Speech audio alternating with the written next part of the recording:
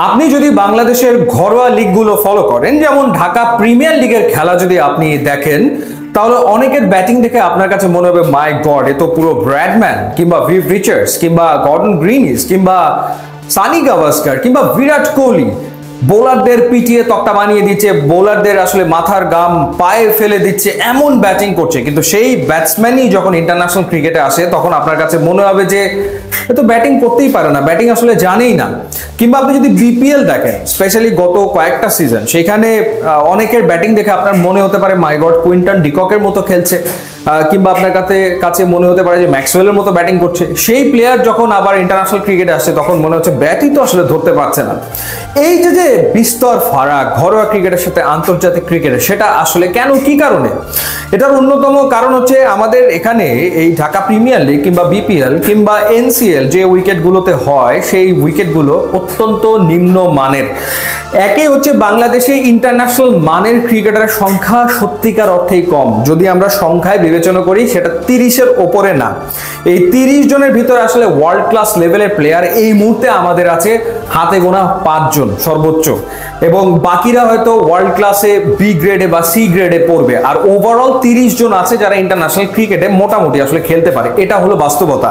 So এই 30 জন cricketer যখন ঘরোয়া আসরগুলোতে খেলে, বাকিদের সাথে তাদের হিউজ ডিফারেন্স হয়ে যাওয়ার কারণে তারা আসলে ডোমেস্টিক সার্কিটে রানের বন্যা বইয়ে দেয়। দেখা যায় যে ঢাকা প্রিমিয়ার লিগে এক সিজনে রান করছে 800, 900, 1000 এরকম রান তারা আসলে করছে, কারণ বাকি যে ক্রিকেটাররা তাদের মান আরো খারাপ, সেই কারণে তারা রাজ করতে পারে। কিন্তু তারা তো আসলে ইন্টারন্যাশনাল স্ট্যান্ডার্ড না, আমাদের লিগ বা আমাদের ওভারঅল ক্রিকেটের মান তো আসলে ওই পর্যায়ে না।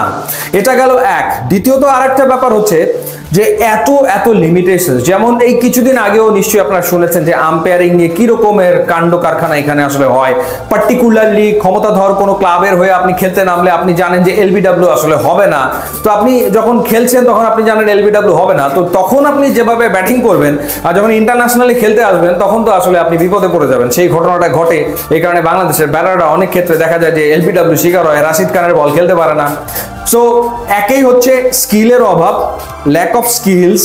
দ্বিতীয়ত হচ্ছে এই ধরনের যে নেতিবাচক ঘটনাগুলো ঘটে, দুর্নীতিগুলো ক্রিকেটের ক্ষেত্রে হয়, এই যে আম্পায়ারিং নিয়ে যে ধরনের 9-6 চলতে থাকে, এরপরে আপনার উইকেটের যে মান, স্পেশালি বিকেএসপিতে খেলা হলে ব্যাটাররা আসলে রানের পর রান করতে থাকে, সেঞ্চুরির পর সেঞ্চুরি মারতে থাকে, তার কারণে সামগ্রিকভাবে স্কিলটা আসলে ওপরে ওঠে না। এটা গেল আরেকটা দিক। আরেকটা দিক হচ্ছে মানসিকতা, মেন্টালিটি। আমাদের ক্রিকেটাররা ডোমেস্টিক ক্রিকেট সিরিয়াসলি নেয় না, মানে তারা এখানে খেলে এটা আসলে অনেকটা পিকনিক ক্রিকেটের মতো। আমাদের যে টপ 5 ক্রিকেটার্স যেমন সাকিব আল হাসান, তামিম ইকবাল, মুশফিক মাহমুদুল্লাহ রিয়াদ, মাশরাফি বিন মুর্তজা, অনেক সময় তারা আসলে আমাদের ফার্স্ট ক্লাস ক্রিকেট খেলতোই না, কারণ তারা নিজেরাই বলতো যে পিকনিক ক্রিকেট, এর কোনো মান নাই, কোনো স্ট্যান্ডার্ড নাই, কেন তারা খেলবে, কি কারণে খেলবে। সেই জায়গার যে পরিবর্তনটা দরকার, সেই পরিবর্তনটা আজ অব্দি আসলে এখন পর্যন্ত হয়নি। না হওয়ার কারণে আসলে মান কোনোভাবেই ইমপ্রুভ করছে না। এই যে সামগ্রিক পরিস্থিতি, সেই কারণেই ঘরোয়ার সাথে আন্তর্জাতিকের বিস্তর ফারাক তৈরি হয়ে যাচ্ছে এবং আন্তর্জাতিক ক্রিকেটে বাংলাদেশের খেলোয়াড়রা খাচ্ছে। সুতরাং সবার আগে ঘরোয়া ক্রিকেটে গুণগত পরিবর্তন করা, প্রতিদ্বন্দ্বিতামূলক ক্রিকেট খেলা এবং ক্রিকেটারদের স্কিল নিয়ে কাজ করাটা জরুরি, তাহলে গিয়ে আন্তর্জাতিক ক্রিকেটে সাফল্য পাওয়া সম্ভব। ইউটিউব এবং ইনস্টাগ্রাম লিঙ্ক আছে, আপনারা যোগ দিলে খুবই খুশি হবেন। Thanks for watching.